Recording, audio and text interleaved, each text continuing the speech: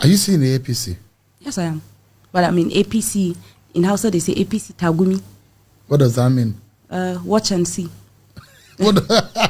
You're one of those who helped, in your little way, helped to form the APC.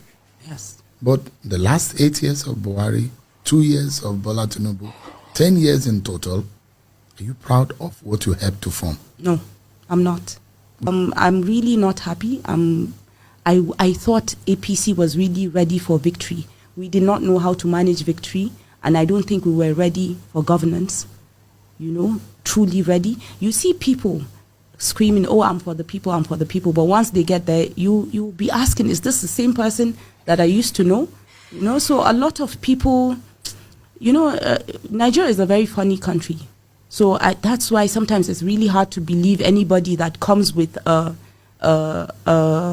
maybe a project of, oh, I am this person, I'm good, I'm going to take you out of the trenches.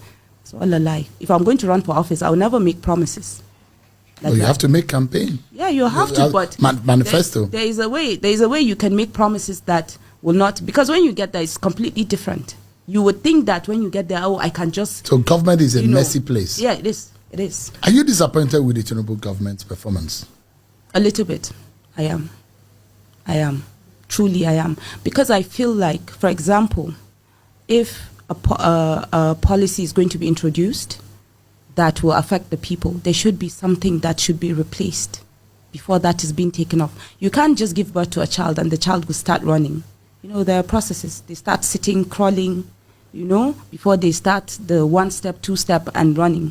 You can't just remove something from people, and that is difficult. Was that insensitive as far as you're concerned? I think it's a bit insensitive. It is. Do you think they can fix it? They can, if they want to. How?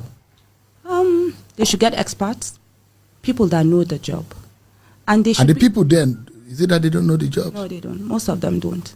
The Tinubu cabinet? Yeah. Maybe out of the ministers, maybe 3, 4. There's sound. Yeah. So I don't think. It's an empty cabinet, empty shell as far as you're concerned. But Wike is there. He's performing. Olubunmi Tunji is there. He did 1 or 2 things. The Minister for Digital Economy, the Minister for Arts, Culture, she's there. There are people that we see doing stuff. Yeah, but how many ministers are there? 40-something? About 49 or thereabout. 47. So how many people did you count now? About 3 or 4? There isn't really much they're doing. I think it's just a waste. Have you given up on APC? I'm just highly disappointed. Very disappointed. I actually thought that, there are some places I can't go to. During Buhari's time, second tenure, they broke my windscreen. Because they said, oh, you promised us, now you're enjoying your inside car. Before, when you go to traffic lights, you see them begging, using their hands like this. Now they will knock on your window. Now they will snatch whatever it is that you have. So even if you think, oh, it doesn't affect me, it's coming. I am afraid of the storm that is coming. There's a storm. Oh, yeah, there's a storm that is coming. People and it could consume the APC. People would think that, it's the North. The North, they don't go to school. There's insecurity. If it blows up in the North, Nigeria is gone. So we have to fix it. So APC is a difficult name to bear, a difficult party name, a title to bear in public now.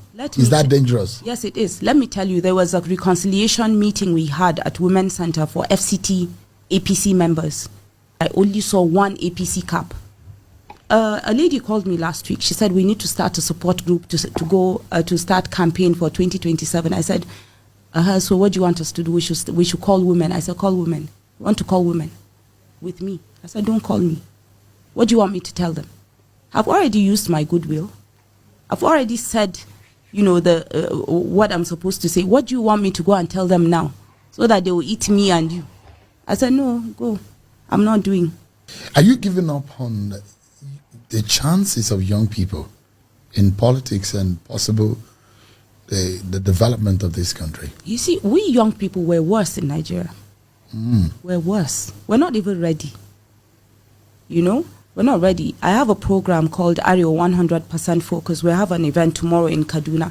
And when I read the comments when we posted to invite people, and they were like, oh, so what are we getting? You know, we want to see how on our own little way we can address some of the situations that are happening in the North. So I really am not too sure about young people in Nigeria. I don't think they're ready. I don't think they really understand the gravity of what is coming, you know, because this elderly people, they're still there. This coalition is basically formed to unseat Bola Tinubu and the APC in 2027. Do you think, I mean, similar to what happened in 2014, 2015, when an incumbent was defeated right in office, do you think this coalition can remove Tinubu and the APC in 2027? If they're united, if they leave their interest and bring out the best person. But how easy is it to beat Tinubu in 2027? They have to bring all their army on board.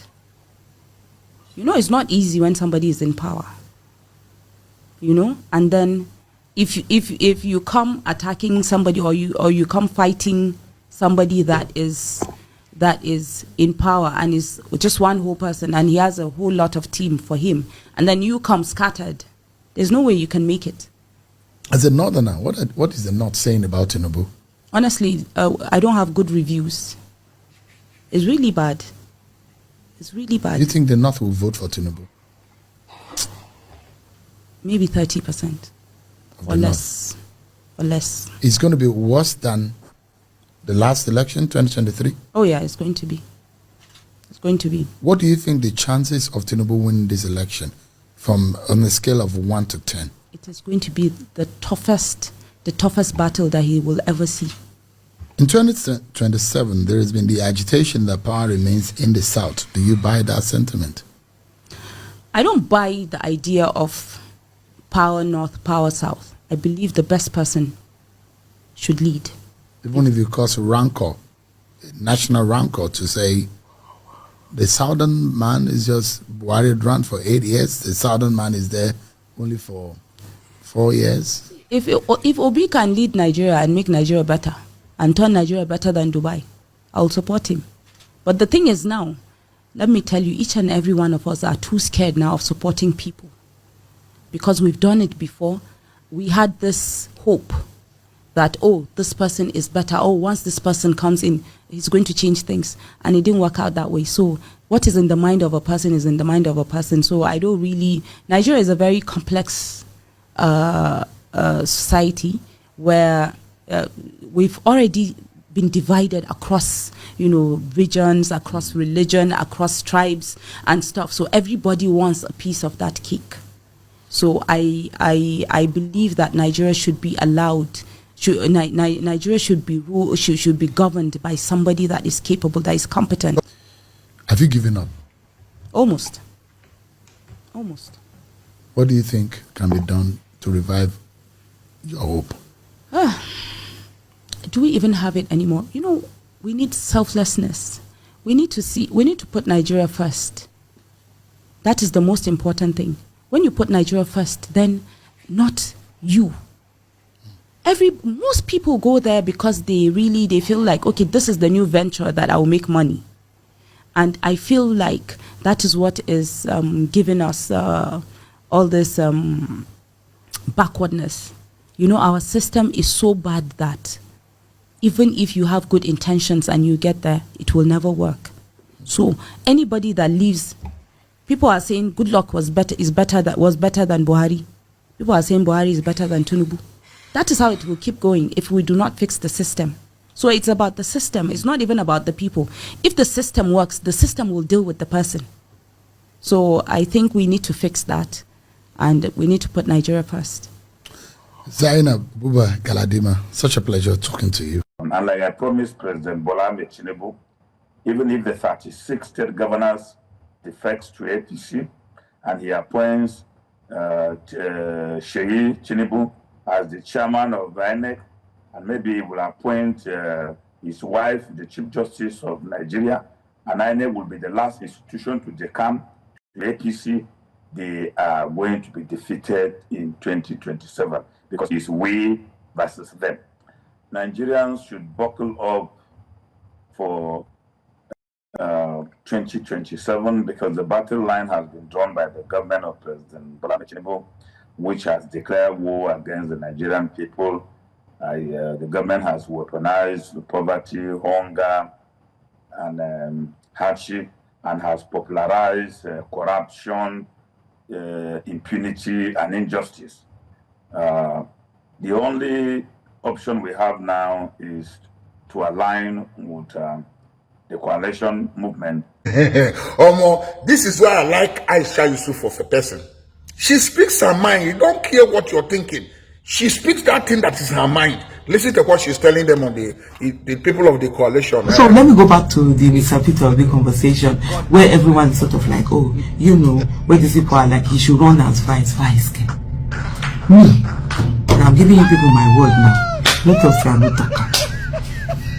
If Peter Obi is running with anyone, as the vice president of that, as the running mate to that person, me, Aisha Yusufu, in my little, I'm not saying that I have any influence, so I'm not saying that I'm one big anything. In my little capacity, I will work against that ticket. If that's the only thing, even if I don't support any other person, is to work against that whatever ticket that I will. Because what is this? Why are we always asking the best to be second? Yes, now, why must we be making our best the second instead of the first? If the coalition is going to work, Peter Obi must be the flag bearer. If Peter Obi is not the flag bearer, my dear, the coalition is dead on arrival. And that's what I'm saying to everybody. I don't want to call anybody name now. If we don't bring all we have now at the table, APC will not leave us Rock 2027, and all of us will suffer. Thank you, Alhaji Buba Galadiman's daughter. She just said everything no APC member can say. Anyway, my lovers and lovers of this coalition, 2027 election is fast approaching. So the dilemmas that could break APC and the opposition is this coalition party.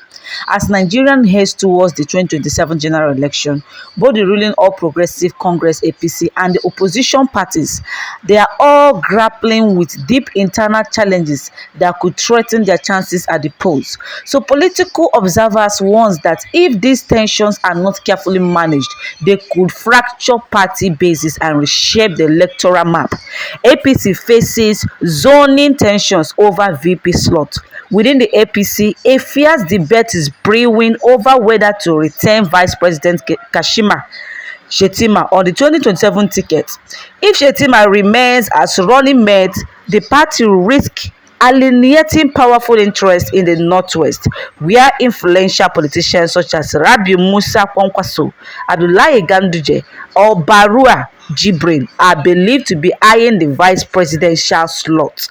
Analysts also say that Northwest leaders could feel sidelined, weakening APC's grip on a region long considered one of its strongest voting blocs. But dropping Shettima to satisfy the Northwest would create another problem. His home state of Borno, along with part of the wider Northeast, may view such a move as a betrayal. This could speak resentment and reduce support in the Northeast, further complicating the APC's electoral calculations. Anyway, my people, the party now faces a high-stakes balancing act. Keep Shettima and risk anger in the Northwest, or replace him and lose loyalty in the Northeast. So opposition faces unity crisis over Atiku versus Obi, the opposition coalition, which could include the PDP, Labour Party, ADC, and other smaller parties, faces its own dilemma over who should lead its ticket. Now, this man known as Amechi is now seeking for one term. You understand? If elected, that he should only serve one term and leave, the presidential ticket back to the north. Not just that, the same thing goes to Peter Obi, and I think he's also saying the same thing. So who is going to step down for Peter Obi to be the head runner of this presidential candidate under ADC coalition? Remember what this woman said, known as Aisha. Aisha said that anything that will make Peter Obi to become an assistant, that is the VP, a running mate, automatically is going to work against that particular party. That is Aisha for you. Because you cannot take someone that who is highly qualified to be a VP slot. It is not proper. This is what Aisha is equally telling us in this video. You guys saw all these statements from these people. So opposition faces unity crisis over Atiku versus P2B. So the opposition coalition, which could include the PDP, like I said earlier, there is growing pressure on former Vice President Atiku Abubakar to step aside and allow P2B, the Labour Party's 2023 presidential candidates, to run as the joint opposition standard bearer. So sorry guys, proponents argue that Obi's strong grassroots and youth support base could be decisive in unseating the APC. However, if Atiku refuses to step down and instead offers Obi the vice presidential slot, there is risk of backlash. Many of Obi's supporters have made it clear they see him as a presidential candidate only, not a running mate. Equally prominent voices such as activists like I said earlier, Aisha Yusuf, and Obi's former runner mate Yusuf Dati Baba Ahmed, I don't know if you guys watched, I posted it on this channel, have warned that the base will not accept Obi playing a second fiddle. Anything like VP slot is a no-go area. So if Obi accepts the VP slot under Atiku, many of his supporters could withdraw their support by boycott the so-called vote or scatter their vote among smaller parties, repeating the divisions. And this, when this thing is being done, it is a benefit to the APC in 2027.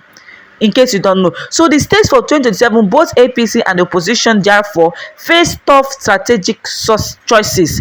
The APC must manage regional zoning demands without splitting its northern alliance, while the opposition must avoid alienating Obi's highly motivated supporters if it hopes to present a united front.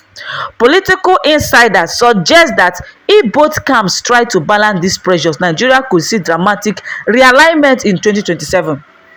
Do you guys understand something?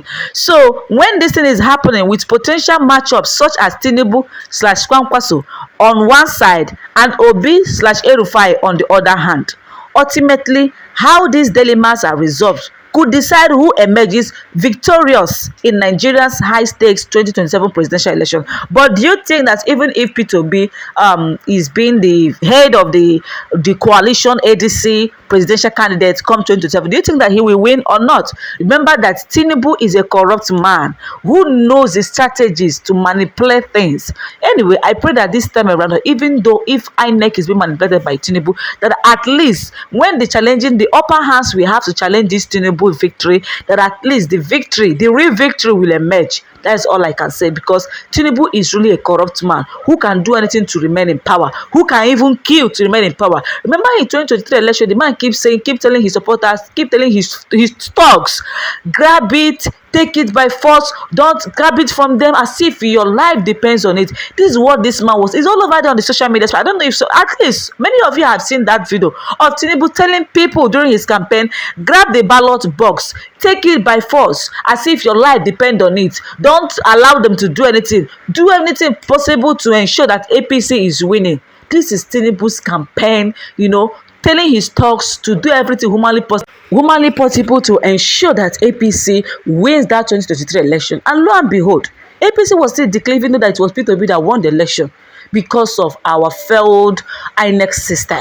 So this is why people are saying, even if Obi becomes the head presidential candidate, that is the head presidential candidate of ADC coalition party, at least that should be a proper INEC reform. The failure to reform the INEC, because if you check the people, the executives of the INEC are people that are really supporting this Tinubu. So when all the proper things are not being placed in a rightful way, they will still look for a way to rig you out. Last time they tell you to bring evidence, and they will provide the evidence for you that it is Tinubu that won the election. And you began to ask yourself question, what is going on? That is how corrupt the system is. So if you have failed to prepare yourself very well, then automatically we are going to fail come 2027 if we did not plan properly. From now, if we don't plan properly and demand a proper restrategizing of INEC and reforming of INEC, automatically all our efforts will be in vain come 2027. But I pray that the needful should be done, and I pray that let's God help us so that we choose the best candidates out there. Anyway, my lovers, I remain my humble self, Chidinma Clement. Thanks you for watching, and don't forget to subscribe. Don't forget to share this video to as many places as you can, and feel free to drop a bit in the comment section. I love you guys.